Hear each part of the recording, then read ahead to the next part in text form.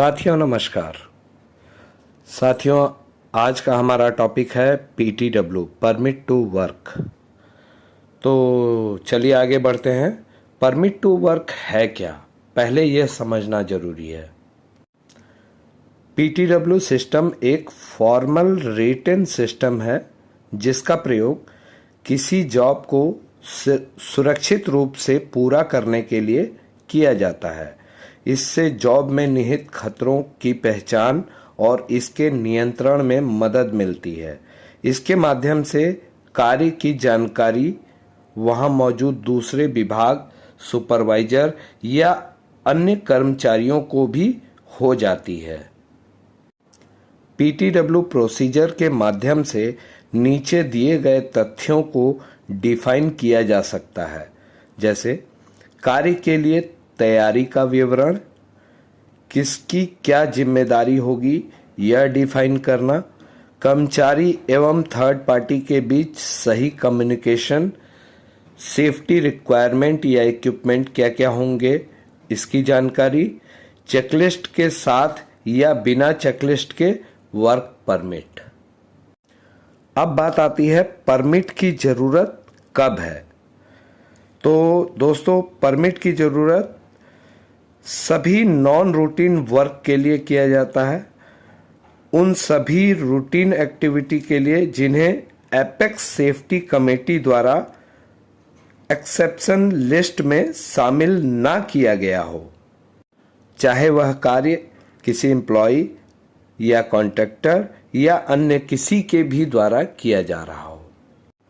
इन सभी कंडीशंस के आधार पे परमिट की जरूरत होती है।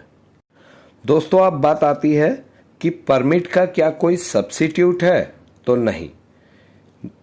कुछ लोग बोलते हैं कि जैसे PTW का सब्स्टिट्यूट JSA, SWP वगैरह हो सकता है, तो नहीं, चूंकि ये नॉन रूटीन एक्टिविटीज के लिए होता है या किसी भी ऐसी एक्टिविटीज के लिए जो एक्सेप्शन लिस्ट से बाहर हो, तो इसका कोई सब्स्टिट्यूट नहीं होता है। कुछ लोग बोलते हैं कि JSA, SWP, SOP या सिंगल पॉइंट लेसन ये सब हो सकते हैं, बट ऐसा बिल्कुल भी नहीं है। और ध्यान रखें SWP वर्क परमिट के साथ अटैच्ड होना चाहिए, नहीं तो वर्क परमिट को भी वैध नहीं माना जाता है। वो एनर्जी सिस्टम सोर्सेस जिन्हें परमिट लेते समय आइसोलेट करना बहुत ही आवश्यक होता है, वो ये हैं electrical energy, mechanical energy, hydraulic energy, pneumatic energy, chemical energy, thermal energy या न्यूक्लियर एनर्जी इत्यादि। दोस्तों अब बात आती है कि परमिट कितने प्रकार के होते हैं। तो परमिट दो प्रकार के होते हैं। पहला होता है जनरल वर्क परमिट और दूसरा होता है special work permit. General work permit में सभी हॉट और कोल्ड वर्क आते हैं, या यूं कहें तो हर जॉब, चाहे कोई भी जॉब हो, कोई भी कार्य हो, उसके लिए जनरल वर्क परमिट लेना अनिवार्य है। अब रही बात स्पेशल वर्क परमिट की, तो स्पेशल वर्क परमिट में ढेर सारी चीज आती हैं जो कि रिक्वायरमेंट के अनुसार लेनी जरूरी होती हैं। जैसे अगर हमारा काम कन्फाइंड स्पेस में है तो जनरल वर्क परमिट के साथ साथ कन्फाइंड स्पेस परमिट भी लेना आवश्यक है, और अगर हमारा काम ऊंचाई पर है तो वर्क एट हाइट परमिट भी लेना आवश्यक है, या एक्सकेवेशन का काम है या फ्रेजाइल रूफ का काम है तो वहां इससे रिलेटेड परमिट लेने की आवश्यकता है। इलेक्ट्रिकल वर्क परमिट या मटेरियल लोअरिंग लिफ्टिंग परमिट, ये सभी स्पेशल वर्क परमिट में आती हैं, लेकिन इनके साथ साथ जनरल वर्क परमिट अनिवार्य है। और अगर स्पेशल वर्क नहीं है तो सिर्फ जनरल वर्क परमिट के आधार पे हम काम कर सकते हैं। दोस्तों अब रिस्पॉन्सिबिलिटी और डेफिनेशंस पे आते हैं। PTW सिस्टम में सबसे पहले इनिशिएटर का रोल होता है, या यूं कहें वह इंजीनियर जिसको काम कराना है। तो इनिशिएटर उस परमिट को इनिशिएट करता है यानी स्टार्ट करता है। और भरने के बाद उसे दूसरा नंबर किसके पास लेके जाता है? कस्टोडियन के पास। कस्टोडियन कौन होता है? वो एरिया ऑनर भी हो सकता है, साइड इंचार्ज भी हो सकता है, या हेड ऑफ डिपार्टमेंट HOD भी हो सकता है। वहां से साइन होने के बाद देन वो अपने इश्यूअर मतलब सेकेंड एरिया ऑनर जो कि सेक्शन हेड लेवल का या साइड इंजीनियर लेवल का जो उस साइट को देखता हो उसके पास भेजता है। और इश्यूअर जब वेरीफाई कर लेता है चीजों को तो उसके बाद जो आइडेंटिफाइड एनर्जी सोर्सेस होते हैं उनको आइसोलेट करने के लिए साइन करने से पहले वो ऑथराइज आइसोलेटर के पास भेजता है। और ऑथराइज आइसोलेटर मतलब वो एनर्जी सोर्स को डिस्कनेक्ट करने वाला, जिसे कि एपेक्स कमेटी द्वारा ऑथराइज किया गया है या अथॉरिटी दी गई है as a isolator. Authorised isolator energy source को कट ऑफ करने के बाद, आइसोलेट करने के बाद उस पे परमिट पे साइन करता है। देन वापस परमिट आता है इश्यूअर या सेकंड ऑनर के पास, जो कि चेक करता है, वेरीफाई करता है, देन जाके वो सिग्नेचर करता है। उसके बाद इनिशिएटर जो है या इंजीनियर जो है जिसने काम स्टार्ट किया है वो अपना परमिट लेके को परमिटी के पास जाता है, जो कि कोई भी हो सकता है, सुपरवाइजर, कॉन्ट्रैक्टर का सुपरवाइजर या जो भी व्यक्ति जो उस जॉब को परफॉर्म करेगा या करेगा, कंप्लीट करेगा, उसके पास जाता है और उसके सिग्नेचर लेके और तब जाके एक परमिट कंप्लीट होता है और फिर कार्य स्टार्ट किया जाता है।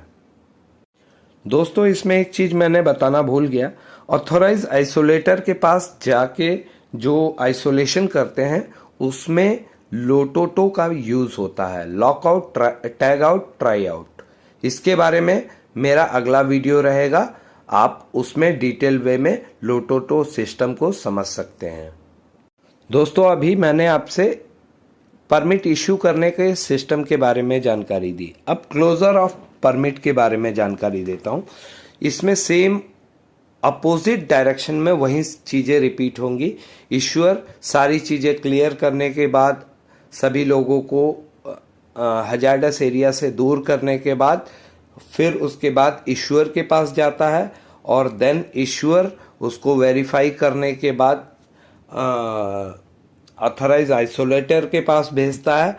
ऑथराइज आइसोलेटर सारी चीजें चेक करके और वापस री एनर्जाइज करने के बाद और साइन करने के बाद कि उसने जो भी एनर्जी सोर्सेस थे उनको वापस री एनर्जाइज कर दिया है, देन वो साइन करके वापस इनिशिएटर को दे देता है। उसके बाद इनिशिएटर उसको लेके ईश्वर के पास जाता है, देन जाके ईश्वर जो है अपना साइन करके, चेक करके, साइन करके और उसको क्लोजर की अनुमति देता है।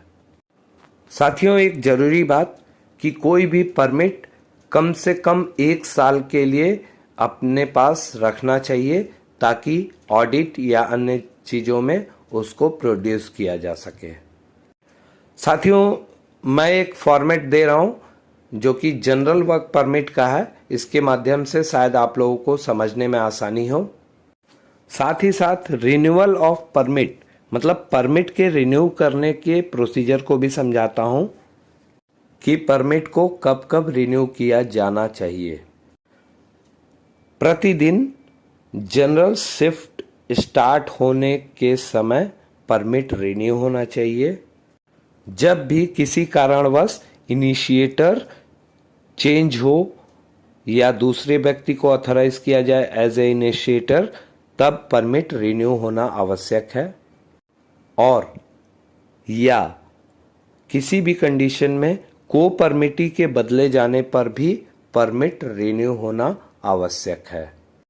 और जब तक परमिट रिन्यूअल होकर उपयोगकर्ता के या जॉब करने वालों के हाथ में ना आ जाए, तब तक किसी भी काम को स्टार्ट ना करें।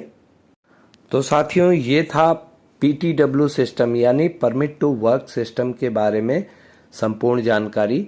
अगर आपके कोई और प्रश्न हो तो आप कमेंट में मुझसे पूछ सकते हैं, और अगर वीडियो आप लोगों को अच्छा लगा हो तो प्लीज़ मेरे चैनल को सब्सक्राइब करें, वीडियोस को शेयर करें, लाइक करें और अपने दोस्तों के साथ ज़रूर शेयर करें।